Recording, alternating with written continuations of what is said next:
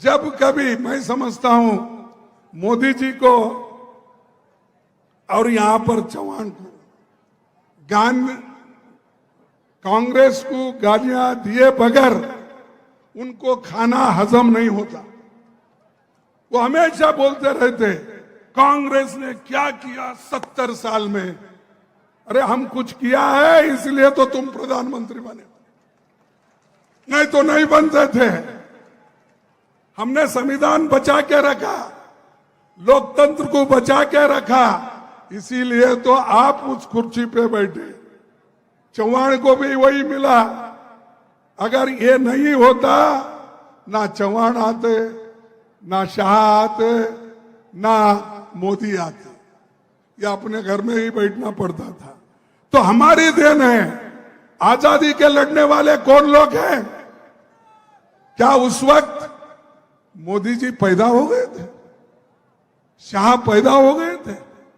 इतनी बड़ी बड़ी बातें करते हैं कि आजादी तो हम लाए, लोकतंत्र हम लाए, संविधान हमने बनाया, फिर भी हमको पूछते हैं आपने क्या किया। जिस देश में एक सुई तैयार नहीं होती थी, एक सुई, एक बोट नट नहीं बनता था, लेकिन हमने करके दिखाया।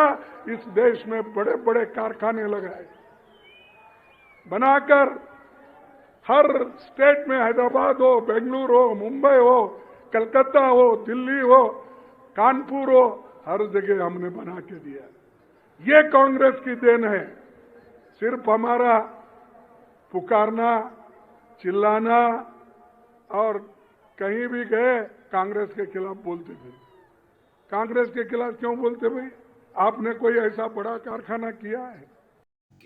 बात बात पर, छोटी सी बात पर, तुच्छ सी बात पर देश का विपक्ष, विपक्ष के नेता, यहां तक स्वतंत्र टिप्पणीकार, जिन्हें सोशल मीडिया के जमाने में आजाद पत्रकार भी कहा जाता है, जिनकी आवाज बड़ी बुलंद है, इन सभी लोगों की हमारे विश्व गुरु से, हमारे विश्व मित्र से ऐसी हिम्मत कैसे पड़ जाती है कि वो उन्हें नीचा दिखा सकें, उन्हें जलील कर सकें, उनसे सवाल कर सकें, उन पर आरोप लगा सकें।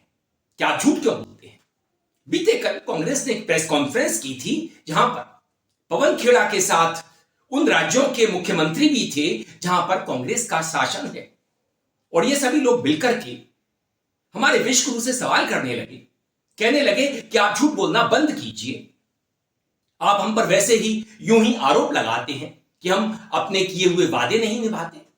खड़गे जी कह चुके हैं, राहुल गांधी कह चुके हैं, प्रियंका भी फरमा चुकी है।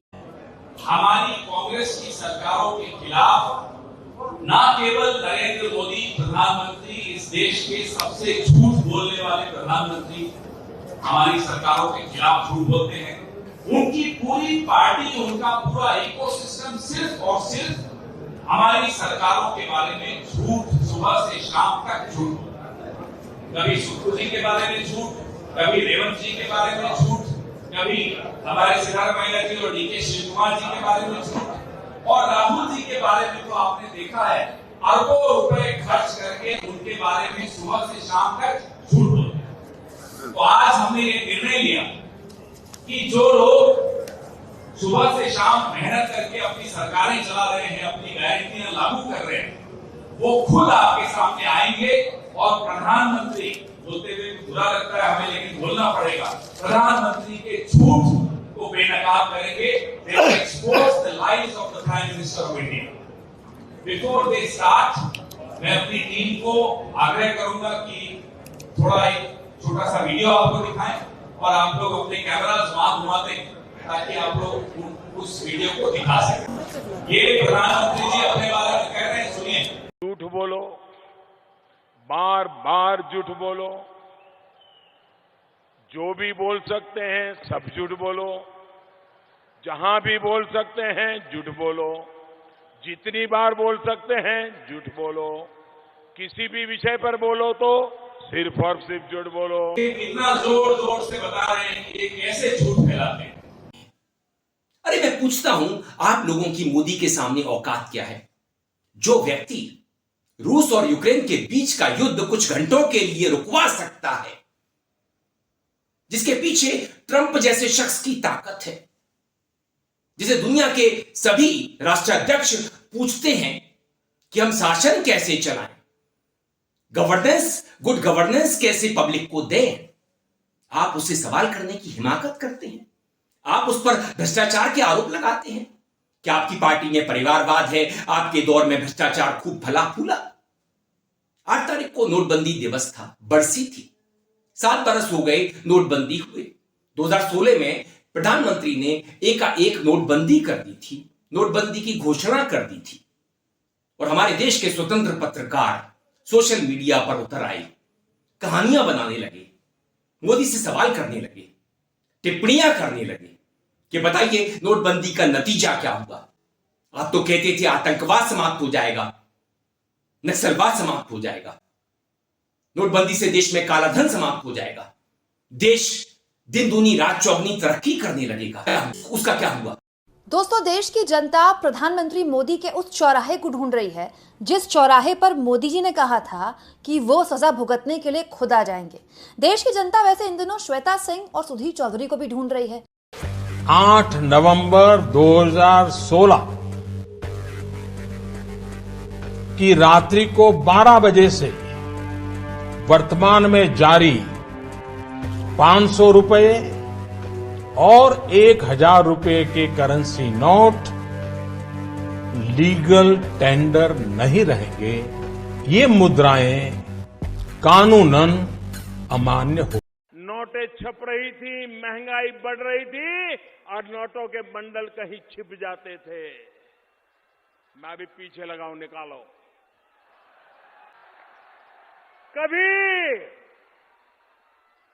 कभी किसी अमीर को गरीब के पैर पकड़ते देखा था? भाइयों बहनों, आज जिन बेईमान लोगों ने पैसा जमा किया है वो गरीबों के घर में भी कतार लगा के खड़े हैं। बैंक में कतार लगाने की उनकी ताकत नहीं है। बैंक के बाहर तो वो कतार लगाता है जिसमें ईमानदारी का माजा होता है। कैसे कैसी ताकतों से लड़ाई मोल ली है। मैं जानता हूं कैसे कैसे लोग मेरे खिलाफ हो जाएंगे। 70 साल का उनका मैं लूट रहा हूं, मुझे जिंदा नहीं छोड़ेंगे। 50 साल तारीख पर तारीख, तारीख पर तारीख, तारीख पर तारीख, तारीख पर तारीख मिलती रही है, लेकिन इंसाफ नहीं मिला। भाइयों बहनों, 50 दिन मेरी मदद करें। अरे कहना क्या चाहते हो? मैंने सिर्फ देश से 50 दिन मांगे हैं, 50 दिन। 30 दिसंबर तक मुझे मौका दीजिए मेरे भाइयों। अगर 30 दिसंबर के बाद कोई मेरी कमी रह जाए, कोई मेरी गलती निकल जाए, कोई मेरा गलत इरादा निकल जाए, आप जिस चौराहे में मुझे खड़ा करेंगे, मैं खड़ा होकर के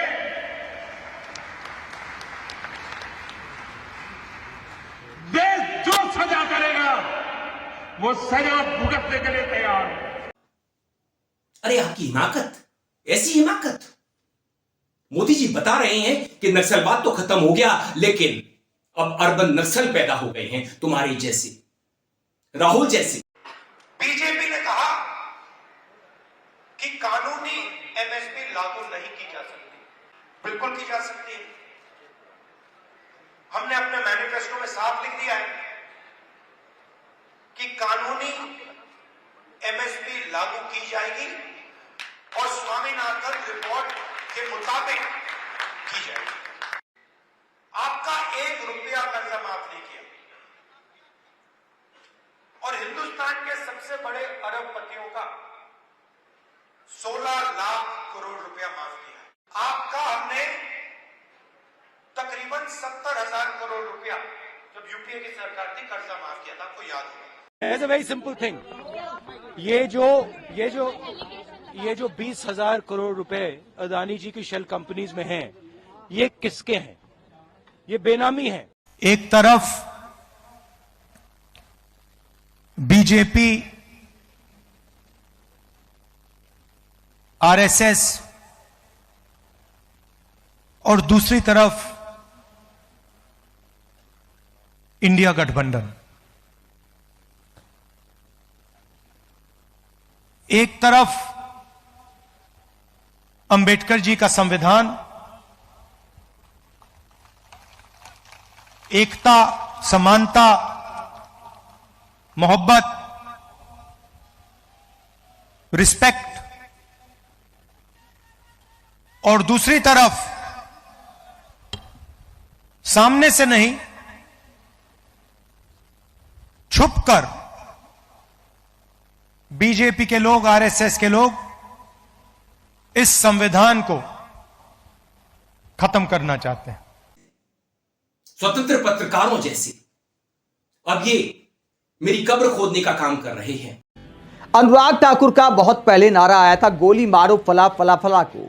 मिथुन चक्रवर्ती कहते तुम्हें मारकर तुम्हारी जमीन पर फेंक देंगे। लेकिन एक दिन आएगा जब हम तुमको काट के भागीरथी में नहीं, तो भागीरथी हमारी माँ है, पुण्य माँ है, तुमको तुम्हारी जमीन के अंदर तुमको फेंकेंगे उधर। इस तरह के अनेक बयान बीजेपी नेताओं के भड़काऊ बयान सामने आते रहते हैं और अब शरीफ नेताओं पर भी इसका असर हो रहा है। कहा जाता है कि खरबूजे को देखकर खरबूजा रंग बदलता है। अब नितिन गडकरी भी लात मारने की बात कर रहे हैं। और किसको लात मारने की बात कर रहे हैं, क्यों लात मारने की बात कर रहे हैं? ये मरने मारने की बजाय क्या साधारण तरीके से वोट नहीं मांगे जा सकते? नागपुर में नितिन गडकरी एक उम्मीदवार के कार्यालय का उद्घाटन करने गए थे। वहां पर जाति की राजनीति को लेकर लात मारने की बात क्यों करते हैं नितिन गडकरी, और ये बयान क्यों पीएम मोदी पर भी लागू होता है? नितिन गडकरी का बयान पहले सुनाते हैं, उसके बाद पीएम मोदी के कुछ बयान सुनाएंगे। मैं तो बहुत साफ हूं, डरता नहीं हूं किसी से। ये नेता लोग जो होते हैं, जो अपने काम पर चुन करने आते, वो जात की बात करते आगे, नहीं फलाना जाति चा। अरे अब यहाँ उत्तर नागपुर में और क्या होता है, तुम्हारे अंदर में है ना माने, कौन से कोसरे और क्या क्या होता है, माने। हमारे पास कोई जात की नहीं है। मैं कहता हूं जो करेगा जात की बात उसको कस के मारूंगा लात। जो करेगा जात की बात उसको कस के मारूंगा लात। तो नितिन गडकरी कहते कस के मारूंगा लात जो करेगा जात की बात। तो जात की बात तो बड़े बड़े नेता करते हैं। उदाहरण के तौर पर पीएम मोदी के कुछ बयान सुनाते हैं कि जाति की राजनीति क्या सिर्फ विपक्षी नेता करते। पीएम मोदी के बयान सुनिए। ये लोग दिन रात मुझे गालियां देते हैं। अब हमारे मुख्यमंत्री जी, सैनी जी को भी गालियां देते हैं। हमारा और कोई गुना नहीं है। हमारा गुना यही है कि हम ओबीसी अति पिछड़ी मां की कोख से पैदा हुए हैं, इसलिए गालियां दे रहे हैं।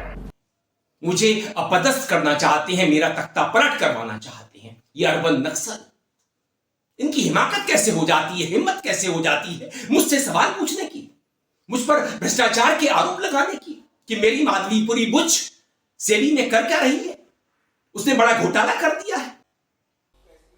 ये आपके सामने है, आपको दे रहा हूं। थोड़ी देर में आपके पास ये सारे ऑर्डर्स आएंगे। अब जैसा कि पिछली बार एएनआई ने पूछा था मुझसे, सिद्धार्थ जी ने 2 बार पूछा, उसका जवाब अभी तक नहीं है मेरे पास कि कितनी क्वांटम ऑफ रिलीफ क्या है, कितना नुकसान देश को हुआ और कितना लाभ इन सब कंपनियों को हुआ जिनके बारे में हम हर हफ्ते में 2-3 बार आपके सामने आकर पेश करते हैं एक्सपोजेस। ये हमें नहीं मालूम, लेकिन लाभ पहुंचा, ये ऑर्डर्स आपके सामने हैं। गिराइए, क्या गिरा रहे थे आप? मैंने देखा नहीं, अभी देखा, मेरी नजर पड़ी। अच्छा, हाँ, ये कारण है कि क्यों बचा रखा है। सबसे आगे माधवी जी हैं। अब देखिए, गिरेगा तो सब गिर जाएंगे। सही बात है, गिराइए। और पीछे कौन कौन है वो आप बताइए। इसके पीछे बहुत लोग हैं, दोस्त हैं प्रधानमंत्री जी के। ये देखो, ये देखो। एक गिरता है सब गिर जाते हैं। देखा होगा, डोमिनो खेलते हैं हम लोग, बचपन में खेले होंगे। इस प्रवक्ता ने सेबी की मुखिया पर कई गंभीर आरोप लगाए हैं। आज के खर्चा पानी में हम 2 मुद्दों पर विस्तार से बात करेंगे, जिसमें पहला मुद्दा होगा कि सेबी की मुखिया पर क्या नए आरोप लगे हैं। आईसीआईसीआई बैंक से 17 करोड़ की सैलरी उठाने का ये पूरा मामला क्या है। सेबी की मुखिया पर 3 सैलरी लेने के पीछे की पूरी कहानी क्या है। अरे अडानी मेरा मित्र है, अंबानी भी मेरे मित्र हैं, तमाम ऐसे अरबपति मेरे मित्र हैं, उनका भला करने का काम मेरा है। तुम सवाल नहीं कर सकते। राहुल जैसे लोग मुझसे सवाल नहीं कर सकते, प्रियंका नहीं कर सकती, देश का विपक्ष नहीं कर सकता, स्वतंत्र टिप्पणीकार नहीं कर सकते। घटिया कॉलेज से पढ़कर निकले छात्रों को मजदूरी से लेकर सैलरी हमेशा कम मिलती है। कम कमाने में खराब स्तर के स्कूल कॉलेज का बहुत बड़ा रोल होता है। मतलब आपके जीवन के 5-6 साल जिस खराब कॉलेज में गुजरते हैं उसके कारण आप पूरी जिंदगी पिछड़ते चले जाते हैं। मोटा मोटी यह बात समझ में आती है। इसी को लेकर भारत और चीन के शिक्षण संस्थानों की क्वालिटी और उनके नतीजों की तुलना की गई है। भारती और यांग दिखाते हैं कि कैसे चीन के नीचे के स्तर पर शिक्षण संस्थानों की क्वालिटी बेहतर होती चली गई, मगर भारत ने कुछ ही संस्थानों पर यानी ऊपर के संस्थानों पर ज्यादा ध्यान दिया। इसे ऐसे समझिए, आप जिस शहर में रहते हैं उसके कॉलेज और स्कूल का हाल बहुत खराब है, फिर महानगरों के 2-4 या 20-50 अच्छे कॉलेज देश भर में ठीक हैं। ज्यादा आबादी जहां पढ़ती है वहां ना ढंग के टीचर हैं और ना पढ़ाई होती है। चीन की शिक्षा प्रणाली में वोकेशनल एजुकेशन पर जोर दिया जाता है। सेकेंडरी से लेकर इंटर तक के छात्रों को तरह तरह के स्किल की ट्रेनिंग दी जाती है। इस रिपोर्ट के अनुसार चीन में उच्च माध्यमिक स्कूलों के 25% छात्र वोकेशनल ट्रेनिंग ले रहे हैं, जबकि भारत में मात्र 2% ही। इससे यह हुआ कि मैन्युफैक्चरिंग सेक्टर के लिए चीन के मजदूरों, कारीगरों की क्वालिटी बहुत अच्छी होती चली गई और उनके उत्पादों ने दुनिया के बाजार पर अपना प्रभाव जमा लिया। आज दुनिया की मैन्युफैक्चरिंग का 50% चीन के कब्जे में है। इसका नतीजा यह निकलता है कि चीन में ग्रेजुएट होने वाले छात्रों में इंजीनियरिंग और डॉक्टर बहुत ज्यादा हैं, जबकि भारत में इंजीनियरिंग डॉक्टर की संख्या बहुत कम है। इससे कहीं ज्यादा ह्यूमैनिटीज, मानविकी के छात्र यहां पैदा होते हैं।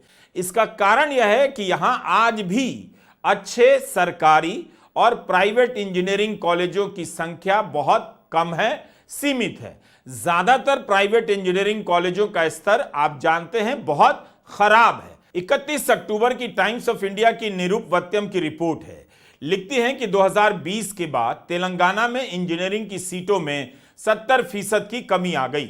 इस कारण इन कॉलेजों में पढ़ाने वाले शिक्षकों को सड़कों पर सामान बेचना पड़ रहा है। कुछ लोग डिलीवरी बॉय की नौकरी करने लगे हैं। 40,000 रुपए की नौकरी से लेकर 1.5 लाख रुपए की नौकरी करने वाले प्रोफेसर अब दिन का 500,000 रुपया कमाने के लिए मजबूर हैं। यह हालत बन गई है।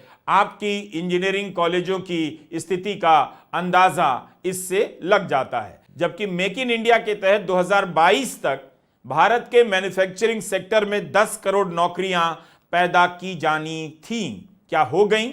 इसीलिए प्रधानमंत्री नरेंद्र मोदी स्किल इंडिया के बारे में चुनावी रैलियों में कम बात करते हैं, शायद नहीं करते हैं। अब इसे छोड़कर इंटर्नशिप की बात की जाने लगी है। एक योजना फेल हो जाती है, दूसरा स्लोगन लॉन्च हो जाता है। हाँ भाई, क्या हाल? हाय, पढ़ाई खत्म हो गई। हाँ यार, रिजल्ट भी अच्छा रहा। हाँ यार, तू क्यों इतनी दुखी है? अब आगे का क्या प्लान है? पता नहीं। अब किसी अच्छी सी कंपनी में ना मौका मिल जाए बस। अरे उसके लिए भी तो एक्सपीरियंस चाहिए, नहीं? और एक्सपीरियंस के लिए जॉब। हमसे कुछ नहीं हो सकता। अरे गाय, हो सकता है और होगा। पर कैसे? ये देखो, मोदी जी की पीएम इंटर्नशिप स्कीम से। चलो देखते हैं। अगली 5 सालों में 21 से 24 साल के 1 करोड़ यंगस्टर्स को टॉप कंपनियों में मिलेगी 12 महीने की इंटर्नशिप और हर महीने 5,000 रुपए भी। अब आप देख सकते हैं, मुझे कुछ नहीं कहना। और चंपारण सत्याग्रह का शताब्दी पूरा हुआ है, समारोह चल रहा है। मैं हाथ जोड़कर प्रार्थना करूंगा कि थोड़ी कृपा करिए और पटना विश्वविद्यालय को केंद्रीय विश्वविद्यालय का दर्जा प्रदान कर दीजिए। मैं समझता हूं कि आज नहीं, अगले 100 वर्ष तक भी कोई नहीं भूलेगा पटना विश्वविद्यालय का या बिहार का एक भी व्यक्ति कि साहब पटना विश्वविद्यालय केंद्रीय विश्वविद्यालय कब बना और किनकी मेहरबानी से बना। जो मैं बात कर रहा था कि हम सेंट्रल यूनिवर्सिटी से एक कदम आगे जाना चाहते हैं और मैं पटना यूनिवर्सिटी को उस एक कदम आगे ले जाने के लिए निमंत्रण देने आया। भारत सरकार ने एक सपना देश की यूनिवर्सिटीज के सामने प्रस्तुत किया है। विश्व के 500 टॉप यूनिवर्सिटीज में हिंदुस्तान का कहीं नामो निशान नहीं है। जिस धरती पर नालंदा, विक्रमशिला, तक्षशिला, वैभवी, वल्लभी ऐसी यूनिवर्सिटीज कोई 1300 साल पहले, कोई 1500 साल पहले, कोई 1700 साल पहले पूरे विश्व को आकर्षित करती थी। दुनिया की पहली 500 यूनिवर्सिटी में कहीं ना हो। ये कलंक मिटाना चाहिए कि नहीं मिटाना चाहिए? इसी मिजाज से एक योजना भारत सरकार लाई है और वो योजना ये है कि देश की 10 प्राइवेट यूनिवर्सिटी और देश की 10 पब्लिक यूनिवर्सिटीज, 10 टोटल 20 यूनिवर्सिटीज, इनको वर्ल्ड क्लास बनाने के लिए एक आज जो सरकार के सारे बंधन है, सरकार के जो कानून नियम है, उससे उनको मुक्ति देना।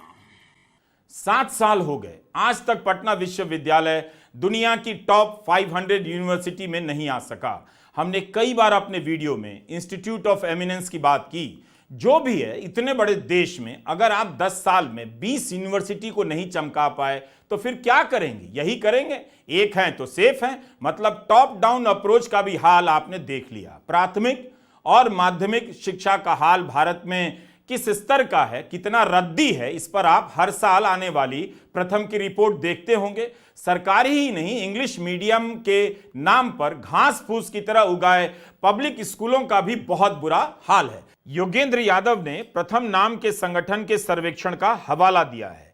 लिखा है कि ग्रामीण शिक्षा का स्तर लगातार गिरता जा रहा है। आधे से ज्यादा बच्चे अपनी मातृभाषा में आसान पैराग्राफ भी नहीं पढ़ पा रहे। 60% बच्चे 2 अंकों के जोड़ घटाव नहीं कर पा रहे हैं। प्राइवेट स्कूलों में अंग्रेजी का स्तर भी एकदम बेकार है। प्रथम के सर्वे के अनुसार तथाकथित अंग्रेजी मीडियम स्कूलों के आधे बच्चे अंग्रेजी का एक साधारण वाक्य पढ़ने में असमर्थ रहे। मेरे मन में आता है, मैं वो करता हूं, मैं मनमानी करता हूं, मन की बात करता हूं, और तुम लोग मुझसे सवाल करते हो। दुनिया का कोई व्यक्ति मुझसे सवाल नहीं कर सकता। मैं भगवान के करीब हूं, मेरे तार उनसे सीधे जुड़े हुए हैं। मैं तो सीजीआई के घर भी चला जाता हूं। कुछ भी क्या कोई दूसरा प्रधानमंत्री इस तरह जा सका है? और सीजीआई मेरी प्रशंसा करते हैं। तमाम पूर्व सीजीआई मेरी प्रशंसा कर चुके हैं, मेरे दल को ज्वाइन कर चुके हैं। मैंने उन्हें बड़े बड़े पद दिए हैं। अरे आप लोग उन्हें भले ही मिलॉर्ड कहें, मेरे भगवान कहें, मगर ये लोग मेरी पार्टी में आते हैं, मेरे दल को ज्वाइन करते हैं, देश के बड़े बड़े पदों को सुशोभित करते हैं रिटायरमेंट के बाद, और तुम लोग सवाल करने लगते हो। अरे मैं विश्वगुरु हूं, मैं विश्व मित्र हूं। मेरे दौर में देश की इकोनॉमी 5वें नंबर की हो गई है, 3रे नंबर की हो जाएगी। ये गगन चूम रही है। भले ही देश का आम व्यक्ति पाताल लोक में धंसा जा रहा है। 5 किलो राशन के लिए राशन की लाइनों में हर महीने लगता है। इससे क्या फर्क पड़ता है? मैंने देश के युवाओं को रोजगार दिया है, उन्हें मैंने दंगाई बनवा दिया है। वो जय श्री राम करते हुए फिरते हैं, जहां चाहे किसी की लिंचिंग कर देते हैं। और देश में देखिए मैंने कैसा माहौल बना दिया है। बटेंगे तो कटेंगे, एक है तो सेफ हैं, एक है तो नेक हैं। कौन है ये लोग? कहां से आते हैं? कुछ ताकतें, कुछ विकृत विचार, कुछ विकृत मानसिकता है, कुछ ऐसी ताकतें बहुत परेशान है। भारत के भीतर और भारत के बाहर भी ऐसे लोग भारत में अस्थिरता, भारत में अराजकता, फैलाने की कोशिश कर रहे हैं। वो भारत के आर्थिक हितों को चोट पहुंचाने में जुटी हैं। वो ताकतें चाहती कि दुनिया भर के निवेशकों में गलत संदेश जाए, भारत की नेगेटिव छवि उभरे। ये लोग भारत की सेनाओं तक को टारगेट करने में लगे हैं। मिस इन्फॉर्मेशन कैंपेन चलाए जा रहे हैं। सेनाओं में अलगाव पैदा करना चाहते हैं। ये लोग भारत में जात पात के नाम पर विभाजन करने में जुटे हैं। इनके हर प्रयास का एक ही मकसद है, भारत का समाज कमजोर हो, भारत की एकता कमजोर हो। ये लोग कभी नहीं चाहते कि भारत विकसित हो, क्योंकि कमजोर भारत की राजनीति, गरीब भारत की राजनीति ऐसे लोगों को सूट करती है। 5-5 दशक तक इसी गंदी घिनौनी राजनीति देश को दुर्बल करते हुए चलाई गई है। तो क्या इतने पंडाल में जो 30-40 हजार लोग हैं 2 लाख से ज्यादा वोट से जीत जाएंगे क्या? अरे यार नहीं जीतते। मैं भी बनिया हूं, हिसाब जानता हूं। मेरे पास इस तरह के बहुत सारे नारे हैं, एक्रोनिम्स हैं, जिनके जरिए मैं चुनाव जीतता हूं। मेरे पास चुनाव आयोग है। चुनाव कराने के लिए जो पुलिस फोर्स अलग अलग राज्यों से मंगाया है चुनाव आयोग ने, वो भी बड़ा विचित्र तरीके के पुलिस सिपाही सब यहां आ गया। अभी कल परसों सिमडेगा में जो पुलिसों को चुनाव कराना है, वो पुलिस रात के अंधेरे में अपने कैंप से बाहर निकलते हैं और पूरे शहर में गोलियां चलाते हैं। एक दहशत का माहौल बनाते हैं ताकि हम आदिवासी लोग इनके बंदूक के सामने डर के वोट देने के लिए ना निकल पाए। मेरे पास राजीव कुमार है। राजनीतिक दलों को बहुत पर्सनल अटैक से बचना चाहिए। गणेश फेस्टिवल, पितृपक्ष, नवरात्रि, दिवाली, सदर साहब का एक शेर याद आता है, दुश्मनी जमकर करो लेकिन ये गुंजाइश रहे। दुश्मनी जम के करो लेकिन ये गुंजाइश रहे, जब कभी हम दोस्त हो जाएं तो शर्मिंदा। तुम्हारे पास क्या है? अरे तुम कहोगे हमारे पास माँ है। किस काम के हैं तुम्हारे उसूल? आज मेरे पास बिल्डिंगें हैं, प्रॉपर्टी है, बैंक बैलेंस है, बंगला है, गाड़ी है, क्या है तुम्हारे पास? मेरे पास माँ है। अरे रखिए अपनी माँ को। मैं तो अपनी माँ से भी बड़ा प्यार करता था, प्रेम करता था। उनकी मैंने बड़ी सेवा की। जब भी मैं गांधीनगर जाया करता, कैमरामैन साथ में ले जाया करता, अपने परिजनों को बाहर करवा दिया करता और अकेले फोटोएं खिंचवाता, उनके चरणों में बैठ करके उनकी चरण वंदना करता। और आप लोग मुझसे सवाल करते हैं, आपकी औकात क्या है? चुनाव जीत करके दिखाइए, तब मैं समझूंगा कि तुम्हारे पास मां है। दोस्तों, वीडियो पसंद आई तो आप इसे लाइक कीजिए, दोस्तों साथियों में खूब शेयर कीजिए, चैनल को सब्सक्राइब भी कर दीजिए, बेल आइकन का घंटी जैसा बटन जरूर दबाइए, जिससे कि आने वाली वीडियो की आपको नोटिफिकेशन मिल सके। आपकी प्रतिक्रियाओं का मुझे इंतजार रहता है। मेल आईडी और कमेंट बॉक्स में जरूर कीजिएगा। मैं था आपके साथ अरविंद। आप देख रहे थे मुझे अपने ही मंच अरविंद दिल से पर।